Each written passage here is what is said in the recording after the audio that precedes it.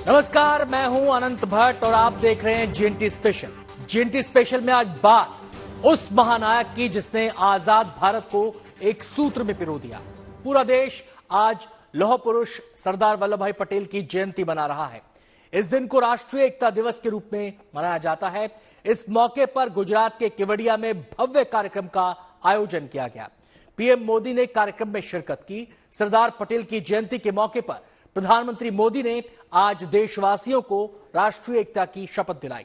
केवड़िया में statue of unity पर एक खास कार्यक्रम में देश की अखंडता के लिए समर्पण का संकल्प लिया गया। पुलिस और सुरक्षा बलों के जवानों की शानदार परेड हुई।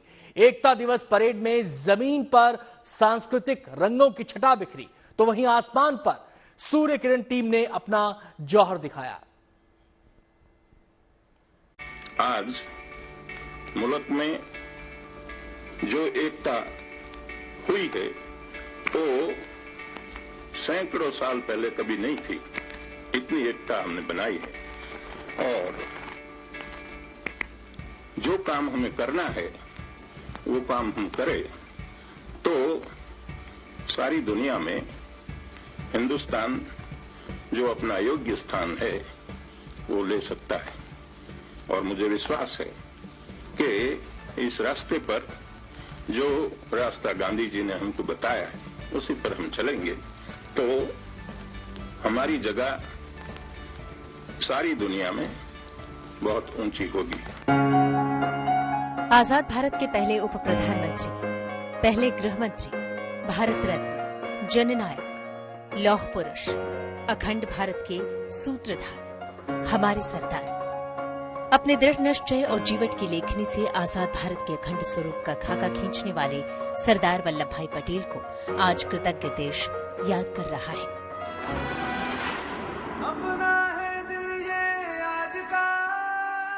स्वतंत्र भारत को एकता के धागे में पिरोने वाले सरदार पटेल की जयंती पर देश एकता दिवस मनाकर उन्हें श्रद्धांजलि दे रहा है।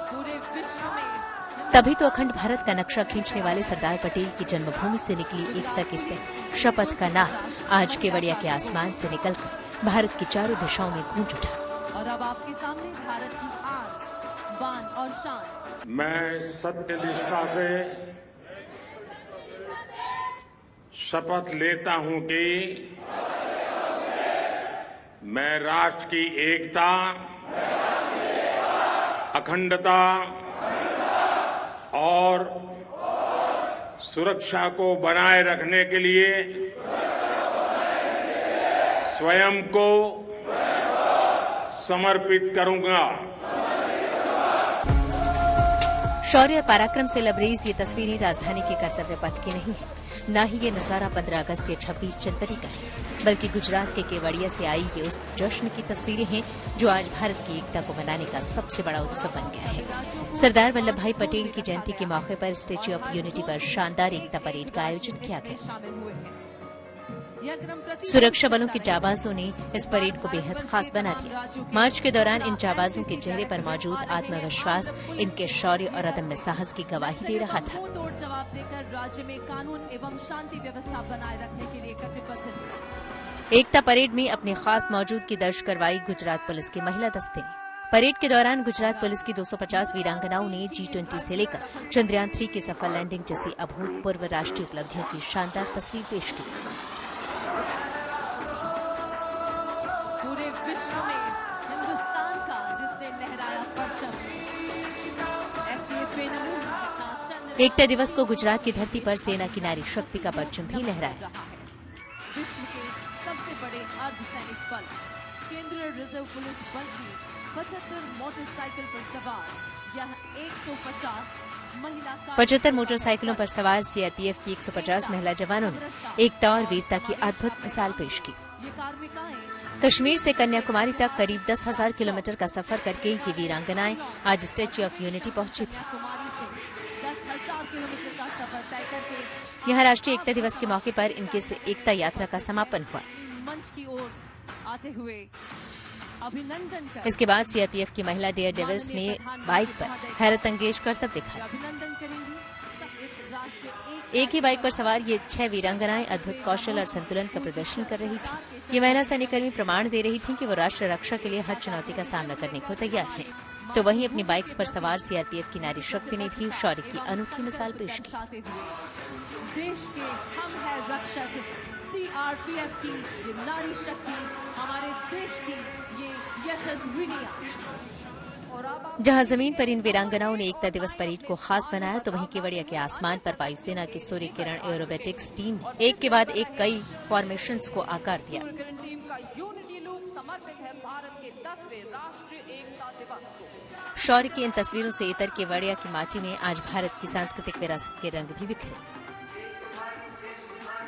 छोटे छोटे बच्चों से लेकर युवा और यहाँ तक कि बुजुर्ग भी देश के सांस्कृतिक झांकी में नजर आए। खुद में अनेक रंगों को समेटने वाले भारत की संस्कृति के इस अद्भुत, अनुपम और अनन्य दृश्य ने एकता दिवस समारोह को बेहद खास बना दिया।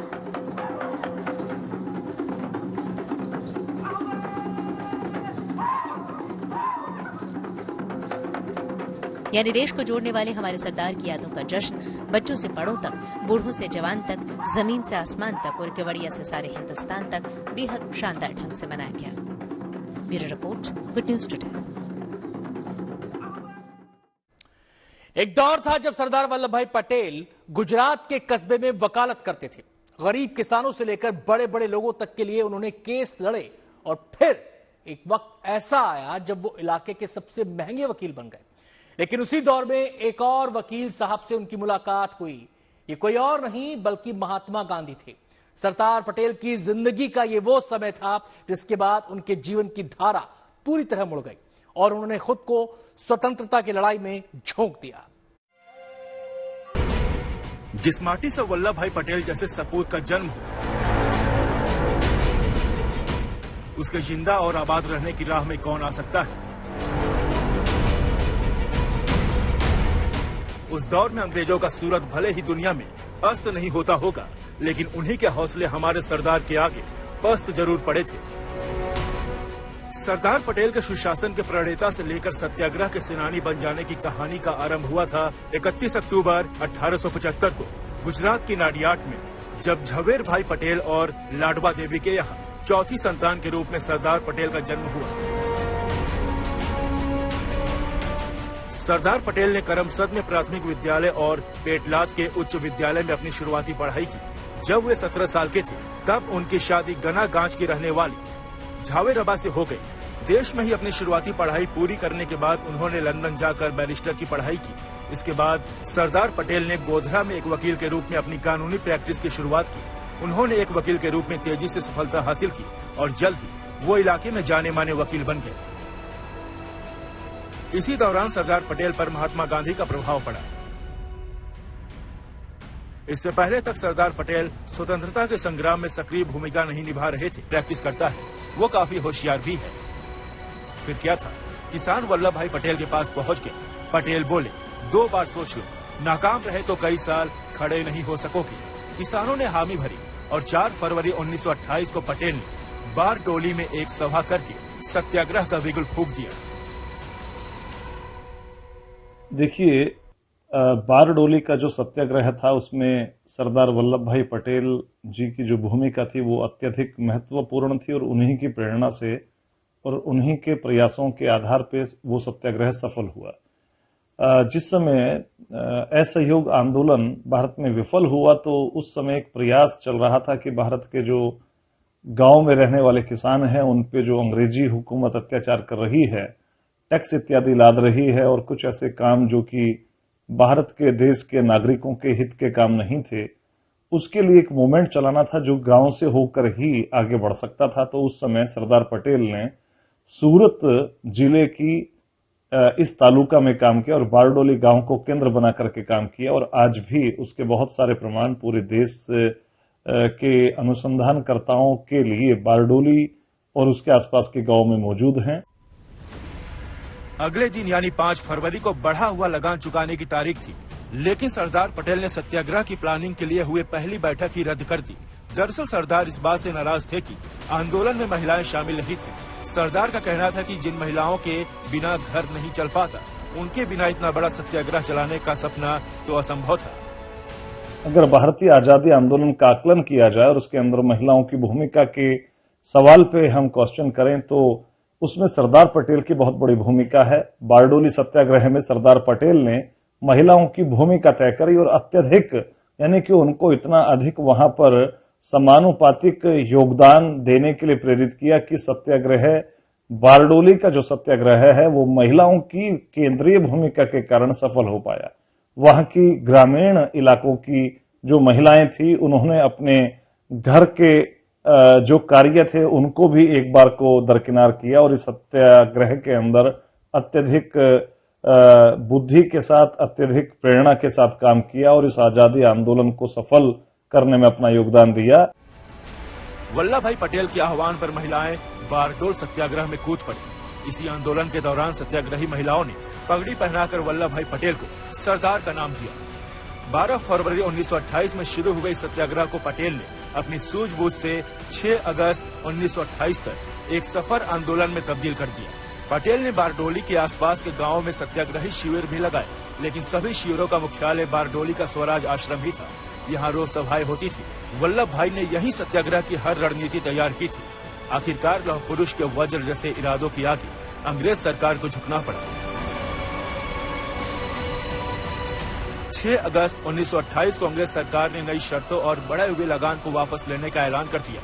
सरदार पटेल के नेतृत्व में किया गया बारडोली सत्याग्रह आज भी आजादी के सबसे कामयाब आंदोलनों में गिना जाता है।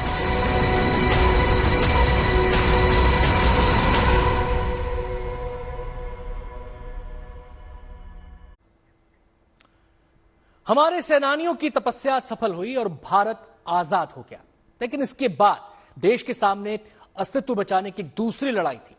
अंग्रेज भारत तो छोड़कर चले गए, लेकिन जाते जाते इंडिपेंडेंस एक्ट में एक ऐसा क्लॉज भी डालते चले गए जिसने भारत की 550 से ज्यादा रियासतों को खुद मुख्तारी का अधिकार दे दिया। लेकिन तब किसी को यह कहां मालूम था कि इस धरती पर एक ऐसा लौह पुरुष भी है जिसे किसी भी सूरत में भारत मां का अंग भंग मंजूर नहीं था, जिसने अपने वजूद का लोहा पिघलाकर आजाद भारत की अखंडता में उभरी हर दरार को भर दिया।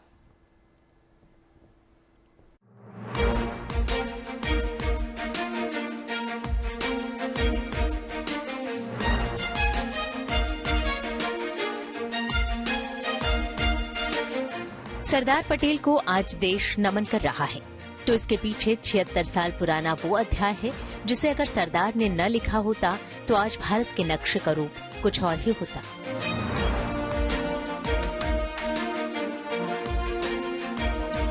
पंद्रह अगस्त 1947 को भारत में अंग्रेजी हुकूमत का सूरज अस्त हुआ और हिंदुस्तान को अपने हक की आजादी हासिल हो गई।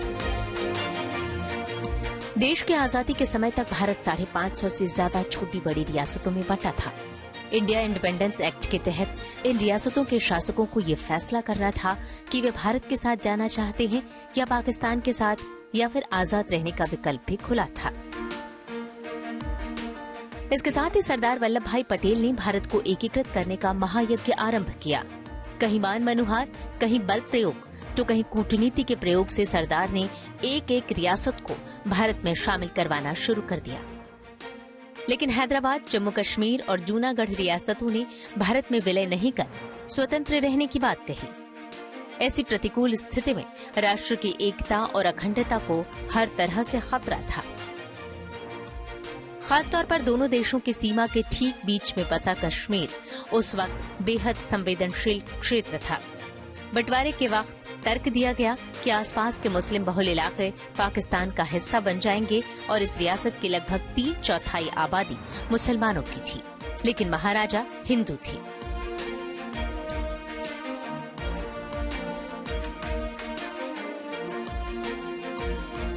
बंटवारे और आजादी के साथ बढ़े हुए सांप्रदायिक तनाव की वजह से महाराज हरि सिंह के लिए अपने राज्य को स्पष्ट रूप से मुस्लिम राज्य का हिस्सा बनाना मुश्किल था। तो वहीं वे भारत का हिस्सा बनने के पक्षधर भी नहीं, क्योंकि राजशाही के खात्मे के साथ भारत के आसमान पर लोकतंत्र की लालिमा साफ नजर आ रही थी। उधर 22 अक्टूबर 1947 को पाकिस्तान ने कश्मीर हथियाने के इरादे से नॉर्थ वेस्ट फ्रंटियर प्रांत से कबायलियों को इकट्ठा करके ऑपरेशन गुलमर्ग शुरू किया। आधुनिक हथियारों से लैस और पाकिस्तानी सेना के डायरेक्ट कंट्रोल वाले करीब 2000 कबायली बसों के जरिए और पैदल कश्मीर के मुजफ्फराबाद तक पहुंच गए। महाराजा ने शुरू में तो पाकिस्तानी कबायलियों का मुकाबला किया, लेकिन जल्द ही उन्हें एहसास हो गया कि उनकी सीमित सेना के बल पर कबायलियों को रोक पाना मुश्किल है। सो 24 अक्टूबर को उन्होंने मदद के लिए भारत का दरवाजा खटखटाया, लेकिन इंडियन डिफेंस कमेटी की मीटिंग के दौरान सरदार पटेल ने शर्त रखी कि बिना भारत में विलय के ये संभव नहीं हो सकेगा। इसके बाद 26 अक्टूबर 1947 को हरि सिंह ने कश्मीर के भारत के साथ विलय पत्र पर हस्ताक्षर कर दिए। पाकिस्तान की ओर से बहुत सारे पख्तून, बहुत सारे लुटेरे, डाकू कश्मीर में प्रवेश कर गए और उन्होंने वहां लूटपाट मचानी शुरू कर दी और जो वहां पर हिंदू जनता थी उसके साथ बहुत अत्याचार किए। और कांग्रेस के या यूं कहें कि पंडित नेहरू जी के अत्यधिक नजदीक शेख अब्दुल्ला उस समय वहां पर उन डाकुओं को, पख्तून लोगों को काफी आश्रय दे रहे थे और उन लोगों को काफी मदद जैसी स्थिति में थे। तो उस समय सरदार पटेल सक्रिय हुए। उन्होंने महाराजा हरि सिंह के निवेदन पर वहां उन पख्तूनों को और उन डाकुओं को घेरने की योजना बनाई और अपनी भारतीय सेना की मदद से उन्होंने उस समय वहां की जनता की, जम्मू कश्मीर की हिंदू जनता विशेष तौर से उसकी रक्षा की। कश्मीर के बाद अगला मसला था जूनागढ़ का। दरअसल जूनागढ़ के नवाब महावत खान की रियासत के ज्यादातर हिस्सों का हक हिंदुओं का था, लेकिन वहां अल्लाह बख्श को अपदस्थ करके जिन्ना और मुस्लिम लीग के इशारे से शहनवाज भुट्टो को दीवान बनाया गया। इस दौरान जिन्ना की नजर कश्मीर पर थी। वो नेहरू के साथ जूनागढ़ के बहाने कश्मीर की सौदेबाजी करना चाहते थे, जिसके बाद जूनागढ़ के नवाब महावत खान ने 14 अगस्त 1947 को पाकिस्तान में विलय का ऐलान किया। इस बात पर सरदार पटेल काफी भड़क गए। उन्होंने आक्रोशित होकर जूनागढ़ में सैन्य बल भेज दिया। हैरानी की बात तो ये रही कि वहाँ की जनता ने भी नवाब का साथ नहीं दिया। अपने खिलाफ बढ़ते आंदोलन को देख महावत कराची भाग गए, जिसके बाद आखिरकार नवंबर 1947 के पहले सप्ताह में शहनवाज भुट्टो ने पाकिस्तान के बजाय हिंदुस्तान में जूनागढ़ के विलय की घोषणा कर दी। इस तरह सरदार पटेल की बदौलत 1948 का फरवरी महीना आते आते जूनागढ़ भारत का हिस्सा बन गया। जम्मू कश्मीर और जूनागढ़ का तो भारत में विलय हो गया, लेकिन हैदराबाद रियासत के निजाम ने किसी भी कीमत पर भारत में विलय के प्रस्ताव को नामंजूर करते हुए खुद को स्वतंत्र रहने का ऐलान कर दिया था। आजाद भारत के लिए न तो भौगोलिक रूप से और न ही सांस्कृतिक और राजनीतिक रूप से ये संभव था कि हैदराबाद देश के बीचों बीच एक नासूर की तरह बना रहे। नेहरू चाहते थे कि सैन्य जो बल है उसका प्रयोग लास्ट अंतिम विकल्प के तौर पे हो, और जबकि सरदार पटेल चाहते थे कि हैदराबाद निजाम को अपदस्थ करने के लिए प्रथमतः यानी कि प्रारंभिक तौर पर ही वहां पर सैन्य टुकड़ी भेज दी जाए। हैदराबाद निजाम ने भारत में विलय के प्रश्न पे सरदार पटेल को कहा कि हैदराबाद में रियासत या जो अपना साम्राज्य है वो केवल तलवार के बल पे ही किया जा सकता है। तो सरदार पटेल ने कहा कि ठीक है, इस विकल्प को हम लोग देखते हैं, इस पे विचार करते हैं। जो शरारतें थी उनको खत्म करने के लिए, अपदस्थ करने के लिए उन्होंने वहां भारत का सैन्य बल भेजा और हैदराबाद जो कि आज देश का, आजाद हिंदुस्तान का बहुत अहम हिस्सा है, तेलंगाना का हैदराबाद, वहां पर उस सैन्य बल के द्वारा उन्होंने वहां अपने भारत के अंदर उसको शामिल किया। सरदार पटेल ने हैदराबाद के निजाम को खदेड़ने के लिए सेना की मदद से ऑपरेशन पोलो चलाया। इस ऑपरेशन के जरिए निजाम उस्मान अली खान आसिफ को सत्ता से अपदस्थ कर दिया गया और हैदराबाद को भारत का हिस्सा बना लिया गया। अपनी सूझबूझ और साहस की एक एक ईंट रखकर सरदार वल्लभ भाई पटेल ने अखंड भारत की जिस नींव का निर्माण किया, आज 76 साल बाद अखंड भारत शान से सिर उठाए मजबूती से उस पर खड़ा है। Bureau report, good news today. GNT special में फिलहाल इतना ही। वक्त हो गया छोटे से ब्रेक का। जाना कहीं नहीं है, आप देखते रहिए गुड न्यूज टुडे।